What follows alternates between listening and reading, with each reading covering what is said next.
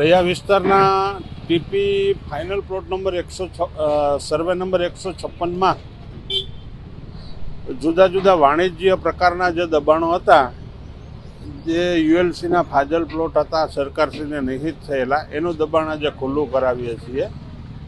જેમાં સૌપ્રથમ વાણિજ્ય પ્રકારના દબાણો અમુક જગ્યાએ વંડા વણાકી અને કબજો કરેલ છે અને કાચી ઓયડીઓ બનાવી ભાડે આપવાની પ્રવૃત્તિ કરતા હતા.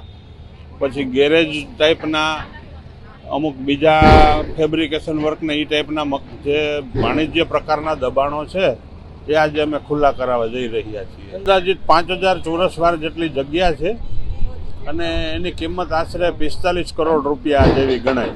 રહેણાંક વિસ્તારના દબાણો અને કોમર્શિયલ દબાણો બંને લોકોને મારા પુરોગામી મામલતદારશ્રીએ નોટિસ કરી જમીન મહેસૂલ કાયદાની કલમ 61 હેઠળ દબાણ કેસો ચલાવેલા હતા અને એ લોકો એની માલિકીના આધાર પુરાવા રજૂ ના કરી શક્યા. એટલે એમને જે તે વખતે હુકમમાં જ કીધું હતું કે આટલા દિવસમાં તમારે આ દબાણો ખુલ્લા કરી દેવાના છે.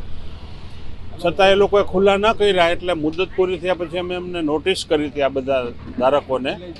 એટલે તમે જોઈ શકો છો અત્યારે એ લોકો પોતાના જે વાણિજ્ય હેતુના બધા જે મશીનરી આ તે હોય એ ખાલી કરીને જતા રહ્યા છે. એટલે જમીનો ખુલ્લી જ છે. અમે એનો પ્લોટ ખુલ્લો કરી અને કબજો લઈ રહ્યા છીએ.